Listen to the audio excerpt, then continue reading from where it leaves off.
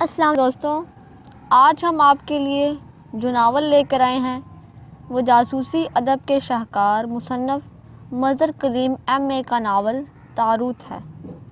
Novel کی طرف چلنے سے پہلے تمام دوستوں سے گزارش ہے کہ وہ ہمارے چینل کو سبسکرائب کریں، لائک کریں اور شیئر کریں۔ تو آئیے چلتے ہیں ناول کی پہلی قسط کی طرف۔ سلیمان کچن میں دوپہر کا کھانا تیار کرنے میں مصروف تھا کہ سٹنگ روم میں پڑے ہوئے فون کی گھنٹی بجنے لگی۔ پہلے تو سلیمان خاموش رہا کہ فون خود ہی خاموش ہو جائے گا، لیکن جب گھنٹی مسلسل بجتی رہی تو سلیمان تیز تیز قدم اٹھاتا کچن سے نکل کر سٹنگ روم میں داخل ہوا اور اس نے ریسیور اٹھا لیا۔ سلیمان بول رہا ہوں، سلیمان نے قدرے جھلائے ہوئے لہجے میں کہا۔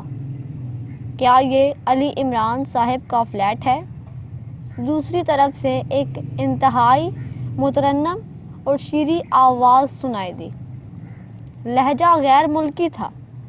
جی نہیں، یہ سپرنٹینڈنٹ انٹیلیجنس فیاض کا فلیٹ ہے، سلیمان نے اسی طرح جھلائے ہوئے لہجے میں جواب دیا اور اس کے ساتھ ہی ریسیور رکھ دیا اور واپس دروازے کی طرف مڑ گیا۔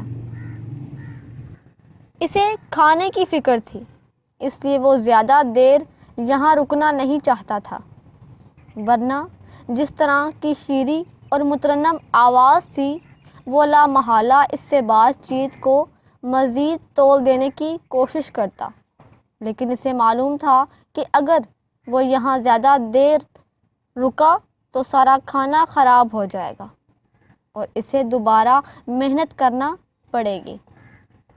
لیکن ابھی وہ دروازے تک ہی پہنچا تھا کہ فون کی گھنٹی ایک بار پھر بج اٹھی۔ یا اللہ، اب کیا کروں؟ سلیمان نے ایک طویل سانس لیتے ہوئے کہا اور واپس مڑ کر اس نے ایک بار پھر ریسیور اٹھا لیا۔ سلیمان بول رہا ہوں، سلیمان نے اس بار قدرے نارمل لہجے میں کہا، کیونکہ اسے معلوم ہو گیا تھا کہ جب تک وہ اسے مطمئن نہیں کرے گا اس وقت تک فون کرنے والی فون کر کے اس کا ناطقہ بند کیے رکھے گی۔ کیا یہ علی عمران صاحب کا نمبر ہے؟ دوسری طرف سے وہی مترنم اور شیریں آواز سنائی دی۔ کون سا نمبر محترمہ؟ سلیمان نے جواب دیا، یہی فون نمبر جس پر آپ کال سن رہے ہیں۔ دوسری طرف سے قدرے حیرت بھرے لہجے میں کہا گیا۔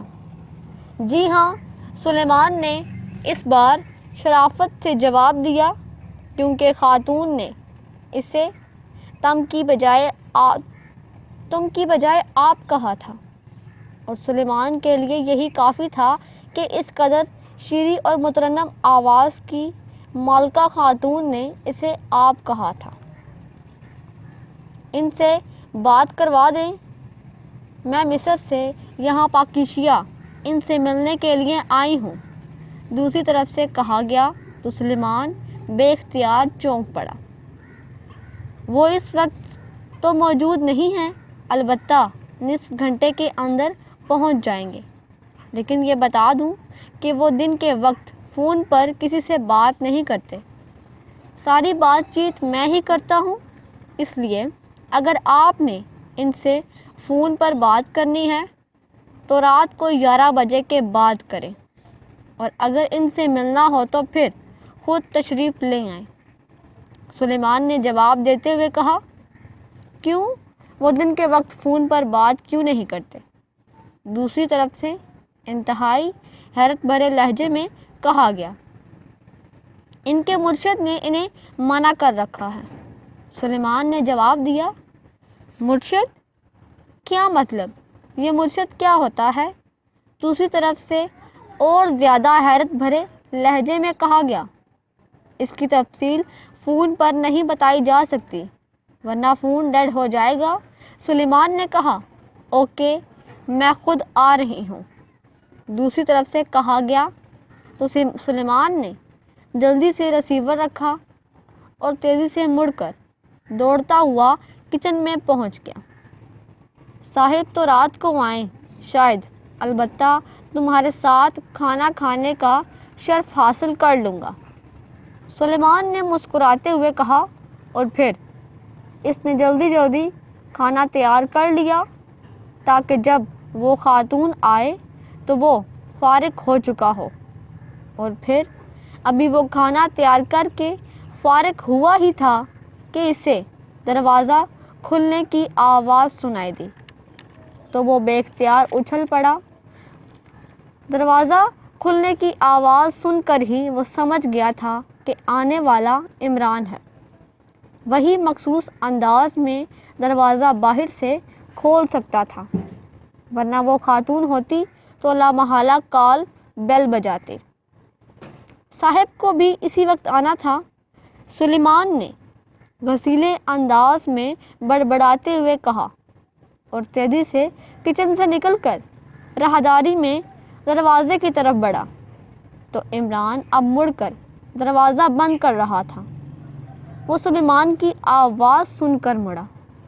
صاحب آپ واپس جائیں جلدی پلیز، ابھی اسی وقت، سلیمان نے کہا تو عمران بے اختیار اچھل پڑا۔ واپس جاؤں؟ کیوں، کیا ہوا ہے؟ عمران نے حیرت سے آنکھیں پھاڑتے ہوئے کہا، ایک روح آ رہی ہے فلیٹ پر، اور آپ کا اس سے سامنا ہو گیا تو آپ کے لیے یہ ملاقات نیک فال ثابت نہ ہوگی، اس لیے پلیز فی الحال آپ جائیں اور رات کو بے شک آ جائیں۔ سلیمان نے کہا تو عمران بے اختیار ہنس پڑا۔ اچھا تو یہ بات ہے، اب نوبت یہاں تک آ پہنچی ہے۔ بے فکر رہو، میں اماں بی سے کہہ کر تمہیں زندہ بیوی دلا دوں گا، عمران نے ہنستے ہوئے کہا، اور اس کے ساتھ ہی وہ آگے بڑھ گیا۔ سوچ لیں پھر آپ ہی بھگتیں گے، میرا کیا ہے، میں تو گاؤں چلا جاؤں گا، سلیمان نے منہ بناتے ہوئے جواب دیا اور کچن کی طرف بڑھ گیا، جبکہ عمران سیٹنگ روم کی طرف بڑھ گیا۔ سلیمان عمران کی آواز سلیمان کے کانوں میں پڑی، لہجے میں سنجیدگی تھی۔ جی صاحب، سلیمان نے سیٹنگ روم میں پہنچ کر مؤدبانہ لہجے میں کہا، سچ سچ بتاؤ کہ کون آ رہی ہے اور تم مجھے کیوں واپس بھجوانا چاہتے تھے؟ عمران نے خشک لہجے میں کہا، بتایا تو ہے کہ ایک روح آ رہی ہے، چلو مزید تفصیل بتا دیتا ہوں کہ اس روح کا تعلق مصر سے ہے، اور آپ جانتے ہیں کہ مصری روحیں انتہائی خطرناک ہوتی ہیں۔ سلیمان نے جواب دیتے ہوئے کہا، سچ سچ بتاؤ ورنہ میں اماں بی سے بات کرتا ہوں۔ عمران نے وہی دھمکی دی جو اسے سلیمان دیا کرتا تھا، بالکل بات کریں اور انہیں بتائیں کہ مصری روح آپ کے فلیٹ پر آ رہی ہے اور سلیمان آپ کو مصری روح سے بچانا چاہتا ہے، لیکن آپ مصری روح سے ملاقات پر بزد ہیں۔ پوری تفصیل بتا دیں، سلیمان بھلا کہاں اس دھمکی میں آنے والا تھا؟ تو تم نہیں بتاؤ گے، ٹھیک ہے مت بتاؤ، اب روح آئے گی تو میں اس سے خود ہی پوچھ لوں گا، عمران نے آخر کار ہتھیار ڈالتے ہوئے کہا۔ ظاہر ہے اتنی بات تو وہ سمجھتا تھا کہ جس طرح اس کے ساتھی اس سے اس کی مرضی کے بغیر کچھ معلوم نہیں کر سکتے تھے، اسی طرح سلیمان سے بھی اس کی مرضی کے بغیر کچھ نہیں پوچھا جا سکتا۔ وہ ان معاملات میں عمران سے بھی دو ہاتھ آگے ہی تھا۔ پوچھ لیجئے، پہلے یہ بتائیے کہ کھانا آپ روح کے ساتھ کھائیں گے یا میرے ساتھ؟ سلیمان نے کہا، میں کھانا کھا کر آیا ہوں، اس لیے نہ بد روح کے ساتھ کھاؤں گا اور نہ نیک روح کے ساتھ، عمران نے جواب دیا۔ اللہ آپ کا بھلا کرے، انتہائی لذیذ کھانا بنایا تھا، اب اطمینان سے بیٹھ کر کھاؤں گا۔ ویسے اگر آپ چاہیں تو روح کو کچن میں بھجوا دیں، شاید بھوکی ہو، سلیمان نے کہا اور تیزی سے واپس مڑا ہی تھا کہ کال بیل بجنے کی آواز سنائی دی اور سلیمان کچن کی طرف جانے کی بجائے دروازے کی طرف بڑھ گیا۔ کون ہے؟ سلیمان نے عادت کے مطابق دروازہ کھولنے سے پہلے پوچھا۔ اساطیری وہی مترنم اور شیریں آواز سنائی دی تو سلیمان نے جلدی سے دروازہ کھول دیا۔ دوسرے لمحے وہ اس طرح پیچھے ہٹ گیا جیسے اسے الیکٹرک شاک لگا ہو، کیونکہ آنے والی اس کے تصور سے بھی زیادہ حسین اور خوبصورت لڑکی تھی، بالکل ایسی جیسی بچوں کی کہانیوں میں پریوں کے بارے میں لکھا جاتا ہے۔ اس کے جسم پر یورپین لباس تھا۔ آئیے آئیے تشریف لائیے، سلیمان نے بڑے مہذب لہجے میں کہا۔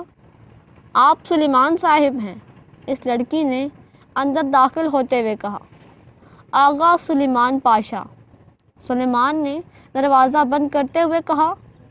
او آئی ایم سوری، مجھے آپ کا پورا نام معلوم نہ تھا۔ تو آغا صاحب علی عمران صاحب آ گئے ہیں یا نہیں؟ لڑکی نے مسکراتے ہوئے کہا۔ جی ابھی تھوڑی دیر میں آپ کی ملاقات ہو جائے گی، آئیے تشریف لائیے، سلیمان نے مسکراتے ہوئے کہا، اور پھر وہ اسے ساتھ لے کر ڈرائنگ روم میں آ گیا۔ تشریف رکھیں اور یہ بتائیں کہ کیا آپ کھانا کھائیں گی؟ وہ کھانا تو پاکیشیائی ہی ہیں، مصری نہیں ہیں، لیکن یقین رکھیں آپ کھانا کھا کر اپنی نہیں تو میری انگلیاں ضرور چاٹنا شروع کر دیں گے، سلیمان نے کہا تو لڑکی بے اختیار کھلکھلا کر ہنس پڑی اور سلیمان کو ایسے محسوس ہوا جیسے جل ترنگ بج رہے ہوں۔ بے حد شکریہ آغا صاحب، میں کھانا کھا چکی ہوں، لڑکی نے ہنستے ہوئے کہا۔ چلیں دوپہر کا نہ صحیح، رات کا صحیح، ویسے آپ چاہیں تو صبح کا ناشتہ، لنچ اور ڈنر آپ یہاں مستقل طور پر کر سکتی ہیں۔ ہوٹل کا بدمزہ کھانا آپ کی خوبصورتی پر برا اثر بھی ڈال سکتا ہے، سلیمان نے کہا تو لڑکی ایک بار پھر ہنس پڑی۔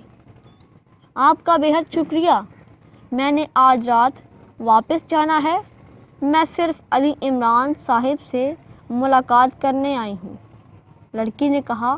اوکے، آپ تشریف رکھیں، میں عمران صاحب کو بھجواتا ہوں، لیکن خیال رکھیے گا اگر آپ کو ان سے ملاقات کے دوران کوئی پریشانی لاحق ہو جائے تو آپ فوراً کچن میں آ جائیے گا، سلیمان نے کہا اور واپس مڑ گیا۔ پریشانی؟ کیسی پریشانی؟ لڑکی نے حیران ہو کر کہا۔ اس کی وضاحت زبانی نہیں ہو سکتی، عملی طور پر اس کا تجربہ ہو سکے گا اور ابھی آپ کو ہو بھی جائے گا، سلیمان نے جواب دیا اور تیزی سے آگے بڑھ کر وہ سیٹنگ روم کے دروازے پر پہنچ گیا۔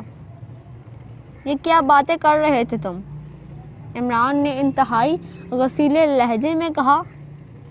کسی کو نیک و بد سمجھانا بھی نیکی کا ہی کام ہے، سلیمان نے منہ بناتے ہوئے جواب دیا اور تیزی سے آگے کچن کی طرف بڑھ گیا تاکہ مہمان کے لیے چائے تیار کر سکے۔ ٹیلی فون کی گھنٹی بجتے ہی کرسی پر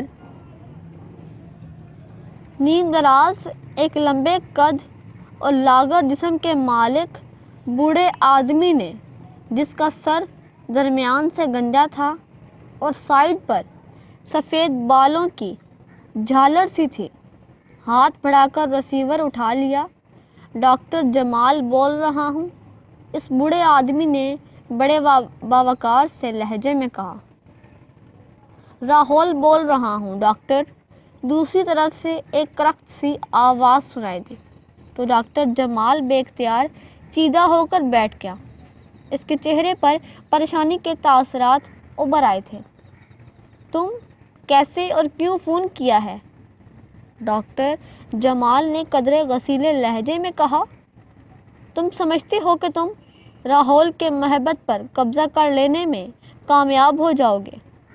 تم نے اپنی بیٹی اساتیری کو پاکیشیا میں رہنے والے ایک نوجوان علی عمران کے پاس اس لیے بھیجا ہے کہ تمہارا خیال ہے کہ وہ علی عمران میرا کچھ بگاڑ سکتا ہے۔ میں تمہیں بتا دوں کہ اب تمہاری بیٹی زندہ واپس نہیں آ سکے گی اور یہ عمران بھی میرا کچھ نہیں بگاڑ سکتا۔ دوسری طرف سے اسی طرح کرخت لہجے میں کہا گیا، دیکھو راہول، مجھے تمہارے کسی کام سے کوئی مطلب نہیں ہے۔ میں مصریات پر کام کرتا ہوں اور میں اس محبت کو مصری تاریخ میں گران قدر اضافہ کے لیے تلاش کرنا اور کھولنا چاہتا ہوں۔ جہاں تک اساتیری کا تعلق ہے تو میں نے اس کے گرد ایسا حفاظتی حصار قائم کر دیا ہے کہ تمہاری شیطانی طاقتیں اس کا کچھ نہیں بگاڑ سکتی۔ اور جہاں تک اس عمران کا تعلق ہے تو میرے علم نے مجھے بتایا ہے کہ اگر وہ چاہے تو میرا یہ کام کر سکتا ہے، اور مجھے یقین ہے کہ اساتیری اسے قائل کر لے گی۔ ڈاکٹر جمال نے منہ بناتے ہوئے کہا، تو تمہارا خیال ہے کہ تمہارے اس حفاظتی حصار کے خلاف میری طاقتیں کام نہ آ سکیں گی؟ یہ تمہاری بھول ہے ڈاکٹر۔ ویسے بھی اس دنیا میں بے شمار ایسے لوگ موجود ہیں جو دولت کی خاطر اساتیری جیسی سینکڑوں لڑکیوں کو موت کے گھاٹ اتار سکتے ہیں۔ اس لیے بہتری اسی میں ہے کہ تم اسے واپس بلا لو، ورنہ اس کی لاش بھی تمہیں نہیں مل سکے گی۔ دوسری طرف سے کہا گیا اور اس کے ساتھ ہی رابطہ ختم ہو گیا۔ تو ڈاکٹر جمال نے ڈھیلے ہاتھوں سے ریسیور رکھ دیا۔ اس کے چہرے پر انتہائی پریشانی کے تاثرات نمایاں ہو گئے تھے۔ اساتیری اس کی اکلوتی بیٹی تھی اور اسے بھی قدیم مصریات کے بارے میں معلومات حاصل کرنے کا بے حد شوق تھا۔ لیکن اب راہول کی اس نئی دھمکی نے اسے سوچنے پر مجبور کر دیا تھا کہ کہیں اس شوق میں وہ اساتیری کو موت کے منہ میں نہ پہنچا دے۔ اسے اساتیری سے بے پناہ محبت تھی اور اب اسے احساس ہو رہا تھا کہ ضروری نہیں کہ راہول اپنی شیطانی طاقتوں کو ہی اس کے خلاف استعمال کرے۔ وہ واقعی ہی کسی بھی گنڈے اور بدمعاش کو رقم دے کر یا ویسے ہی اپنی شیطانی طاقتوں کی مدد سے اساتیری پر فائر کھلوا سکتا تھا۔ یہ خیال آتے ہی وہ نمایاں طور پر کانپ اٹھا۔ اس نے جلدی سے میز پر پڑی ہوئی ایک سبز رنگ کی کاپی اٹھائی اور تیزی سے اس کے ورق کھولنے شروع کر دیے۔ چند لمحوں بعد ایک صفحے پر اس کی نظریں جم سی گئیں۔ اس نے کھلی ہوئی کاپی سامنے رکھی اور پھر ریسیور اٹھا کر تیزی سے نمبر پریس کرنے شروع کر دیے اور ساتھ ساتھ وہ کاپی کو بھی دیکھتا جا رہا تھا۔ کافی دیر تک وہ مسلسل نمبر پریس کرتا رہا۔ پھر دوسری طرف سے گھنٹی بجنے کی آواز سنائی دینے لگی۔ چند لمحوں بعد دوسری طرف سے ریسیور اٹھا لیا گیا۔ Sherrington hotel. رابطہ قائم ہوتے ہی ایک نسوانی آواز سنائی دی، روم نمبر 202، مس اساتیری سے بات کرائیں؟ میں ان کا والد بول رہا ہوں مصر سے۔ ڈاکٹر جمال نے کہا، وہ تو ہوٹل سے باہر ہیں جناب، کوئی پیغام ہو تو دے دیں۔ دوسری طرف سے کہا گیا، او اسے کہیں کہ وہ جیسے ہی آئے مجھے فون کرے۔ ڈاکٹر جمال نے کہا۔ اس کے ساتھ ہی اس نے کریڈل دبا کر لائن کاٹی اور ٹون آنے پر اس نے ایک بار پھر تیزی سے نمبر پریس کرنے شروع کر دیے اور ساتھ ساتھ وہ کاپی پر بھی دیکھ رہا تھا۔ اس نے مصر سے پاکیشیا اور پاکیشیا کے دارالحکومت کے رابطہ نمبر اور جس ہوٹل میں اساتیری کی رہائش تھی، اس کا نمبر اور علی عمران کے فلیٹ کا نمبر پہلے ہی کاپی پر لکھ رکھا تھا، کیونکہ اساتیری نے اس کی ہدایات کے مطابق پاکیشیا پہنچتے ہی انہیں فون کر کے ہوٹل کا نام، اس کا کمرہ اور ہوٹل کا فون نمبر بتا دیا تھا۔ ہوٹل میں چونکہ اساتیری موجود نہ تھی، اس لیے اس نے سوچا کہ ہو سکتا ہے کہ وہ علی عمران کے فلیٹ پر گئی ہو، اس لیے اب وہ عمران کے فلیٹ کا نمبر ملا رہا تھا۔ حقیر فقیر پر تفسیر ہیچ مدان بندہ نادان، علی عمران MSc SC آکسن بول رہا ہوں۔ دوسری طرف سے ایک شگفتہ اور چہکتی ہوئی آواز سنائی دی، میں مصر سے ڈاکٹر جمال بول رہا ہوں، میری بیٹی اساتیری آپ سے ملنے آئی تھی، کیا وہ موجود ہے؟ ڈاکٹر جمال نے ہونٹ بھینچتے ہوئے کہا، جی ہاں، نہ صرف موجود ہے بلکہ مجسم موجود ہے۔ دوسری طرف سے جواب دیا گیا تو ڈاکٹر جمال بے اختیار چونک پڑا۔ ان کے چہرے پر ایک لمبے لمحے کے لیے حیرت کے تاثرات ابھر آئے۔ بات کرائیں، ڈاکٹر جمال نے اپنے آپ کو سنبھالتے ہوئے کہا، ہیلو ڈیڈی، میں اساتیری بول رہی ہوں، خیریت؟ آپ نے یہاں فون کیا ہے۔ چند لمحوں بعد دوسری طرف سے اساتیری کی آواز سنائی دی، اساتیری تم واپس آ جاؤ، اب اس عمران کو کچھ کہنے کی ضرورت نہیں ہے، مجھے اطلاع مل چکی ہے کہ وہ کچھ نہیں کر سکتا، وہ ایک احمق آدمی ہے، اس کی وجہ سے ہمیں خواہ مخواہ پریشانی ہوگی۔ ڈاکٹر جمال نے کہا، یس ڈیڈی، دوسری طرف سے کہا گیا، اور ڈاکٹر جمال نے ایک طویل سانس لیتے ہوئے رسیور رکھ دیا۔ ہو نہ ہو یہ احمق اور مسخرہ سا آدمی بھلا کیا کر سکتا ہے جسے بولنے کا بھی ڈھنگ نہیں آتا؟ نان سینس، خواہ مخواہ ڈاکٹر ناصر نے اس کی تعریفیں کر کے میرا دماغ خراب کر دیا تھا۔ ڈاکٹر جمال نے بڑبڑاتے ہوئے کہا، عمران سے بات کر کے اسے واقعی ہی انتہائی مایوسی ہوئی تھی۔ اسی لمحے فون کی گھنٹی بج اٹھی تو ڈاکٹر جمال نے ہاتھ بڑھا کر دوبارہ رسیور اٹھا لیا۔ ڈاکٹر جمال بول رہا ہوں، ڈاکٹر جمال نے کہا۔ راہول بول رہا ہوں، ڈاکٹر تم نے اچھا کیا کہ اساتیری کو واپس بلا لیا اور اس عمران کا خیال چھوڑ دیا ہے، ورنہ واقعی ہی تمہاری بیٹی کی موت کا مکمل بندوبست ہو چکا تھا۔ بہرحال چونکہ تم نے میری بات مان لی ہے، اس لیے میں نے بھی اساتیری کی زندگی اسے بخش دی ہے۔ اور سنو، اب آئندہ اگر تم نے میرا محبت تلاش کرنے یا اسے کھولنے کے بارے میں سوچا، اس سلسلے میں کوئی اقدام کیا، تو پھر میں تمہارا اور تمہاری بیٹی دونوں کا عبرتناک حشر کر دوں گا۔ اب تک میں نے بہت برداشت کیا تھا تمہیں، لیکن اب ایسا نہیں ہوگا۔ دوسری طرف سے وہی کرخت آواز سنائی دی اور اس کے ساتھ ہی دوسری طرف سے رسیور رکھ دیا گیا تو ڈاکٹر جمال نے بھی ڈھیلے ہاتھ سے رسیور رکھ دیا۔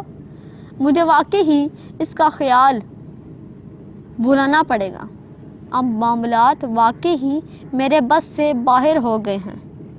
یہ راہول شیطانی طاقتوں کے علاوہ بھی کچھ کر سکتا ہے اور میں زیادہ سے زیادہ اس کی شیطانی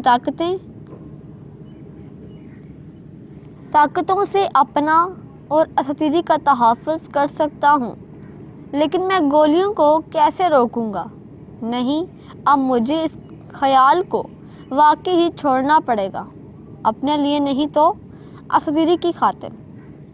ڈاکٹر جمال نے خود کلامی کے سے انداز میں بڑبڑاتے ہوئے کہا اور اس کے ساتھ ہی اس نے اس انداز میں کاندھے جھٹکے جیسے کسی فیصلے پر پہنچ گیا ہو۔ اس کے ساتھ ہی اس نے رسیور اٹھایا اور تیزی سے نمبر پریس کرنے شروع کر دی۔ ڈاکٹر ناصر بول رہا ہوں، رابطہ قائم ہوتے ہی ایک باوقار سی آواز سنائی دی، لیکن آواز میں موجود تھر تھراہٹ بتا رہی تھی کہ وہ کافی کمزور جسم کے مالک ہیں اور خاصے بڑے ہیں۔ ڈاکٹر جمال بول رہا ہوں، ڈاکٹر ناصر، ڈاکٹر جمال نے کہا۔ او، آپ خیریت؟ کیسے فون کیا ہے؟ دوسری طرف سے چونک کر کہا گیا۔ میں نے آپ کی ہدایت پر عمل کرتے ہوئے اساتیری کو پاکیشیا اس علی عمران کے پاس بھیجا تھا، لیکن راہول نے مجھے فون پر دھمکی دی ہے کہ اگر میں اساتیری کی زندگی چاہتا ہوں تو اسے فوراً واپس بلا لوں اور اس خیال کو چھوڑ دوں۔ آپ کو تو معلوم ہے کہ اساتیری کو میں کتنا چاہتا ہوں، اس لیے میں نے فون کر کے اسے واپس بلا لیا ہے، اور ساتھ ہی آپ کو بتا رہا ہوں کہ اب میں راہول محبت پر کوئی کام نہیں کروں گا۔ مجھے قدیم مصری تاریخ سے زیادہ اپنی بیٹی کی زندگی عزیز ہے۔ ڈاکٹر جمال نے کہا، کیا آپ نے اساتیری کے گرد حفاظتی حصار قائم نہیں کیا تھا؟ ڈاکٹر ناصر نے کہا، وہ تو کیا تھا، لیکن راہول نے دھمکی دی ہے کہ وہ گنڈوں اور بدماشوں کے ذریعے اساتیری کو ہلاک کرا دے گا، اور آپ بھی جانتے ہیں اور میں بھی کہ وہ ایسا کر بھی سکتا ہے۔ اور دوسری بات یہ کہ میری اس علی عمران سے بات ہوئی ہے، وہ تو انتہائی احمق اور مسخرہ سا آدمی ہے۔ وہ اتنے بڑے معاملے کو کیسے ڈیل کر سکتا ہے؟ اس لیے پلیز آپ مجھے مزید مجبور نہ کریں۔ اب میں اس معاملے میں کوئی کام نہیں کروں گا، ڈاکٹر جمال نے کہا، اور اس کے ساتھ ہی دوسری طرف سے بات سنے بغیر اس نے ریسیور رکھ دیا۔ اس کا انداز ایسا تھا جیسے وہ واقع ہی قطعی فیصلہ کر چکا ہو اور اب اس میں کسی قسم کی ترمیم کا ارادہ نہ ہو۔ یہی وجہ تھی کہ اس نے دوسری طرف سے بات سنے بغیر ریسیور رکھ دیا تھا تاکہ ڈاکٹر ناصر اسے مجبور نہ کر سکے۔ عمران سیٹنگ روم میں بیٹھا ڈرائنگ روم سے آنے والی آوازیں بخوبی سن رہا تھا۔ اس کے چہرے پر حیرت تھی، کیونکہ سلیمان کو وہ اچھی طرح جانتا تھا کہ وہ اس انداز کی گفتگو نہیں کیا کرتا۔ ویسے اس لڑکی کی آواز سن کر ہی وہ سمجھ گیا تھا کہ سلیمان اسے روح کیوں کہہ رہا تھا، کیونکہ اس قدر مترنم اور شفاف آواز کسی روح کی ہی ہو سکتی تھی۔ سلیمان نے آخر میں اس لڑکی کو عمران کے بارے میں جو نصیحت کی تھی اسے سن کر تو وہ بے اختیار ہنس پڑا تھا۔ لیکن جب سلیمان ڈرائنگ روم سے نکل کر سیٹنگ روم کے دروازے پر پہنچا تو عمران نے مصنوعی غصے بھرے لہجے میں اسے کہا کہ وہ ایسی باتیں کیوں کر رہا تھا، لیکن سلیمان نے بڑے اطمینان بھرے انداز میں جواب دیا کہ کسی کو نیک و بد سمجھانا بھی نیکی کا کام ہے، اور یہ کہہ کر وہ آگے بڑھ گیا تھا، جبکہ عمران مسکراتا ہوا اٹھا اور سیٹنگ روم سے نکل کر ڈرائنگ روم کی طرف بڑھ گیا۔ السلام علیکم ورحمۃ اللہ وبرکاتہ۔ من کے مصبی علی عمران ولد سر عبد الرحمن MSc SC آکسن بٹسم خود بلکہ وہ میرا مطلب ہے مالاباس کے حاضر خدمت ہیں، عمران نے اندر داخل ہوتے ہی اپنے مخصوص لہجے میں کہا، اور اس کے ساتھ ہی وہ سینے پر ہاتھ رکھ کر اس طرح جھک گیا جیسے کوئی ادنا سپاہی کسی شہزادی کو رنش بجا لا رہا ہو۔ مما مجھے اساتیری کہتے ہیں اور میں مصر سے آئی ہوں، ڈاکٹر جمال کی بیٹی ہوں۔ سامنے صوفے پر بیٹھی ہوئی انتہائی خوبصورت لڑکی نے اٹھ کر انتہائی بوکھلائے ہوئے لہجے میں کہا۔ شاید عمران کے سلام اور عجیب و غریب تعارف نے اسے بوکھلا دیا تھا۔ واہ، کیا خوبصورت اور موسیقی سے پرنام ہے اساتیری! واہ، ڈاکٹر جمال صاحب انتہائی باذوق ہیں، جنہوں نے آپ کا یہ نام رکھا ہے، تشریف رکھیے۔ عمران نے مسکراتے ہوئے کہا،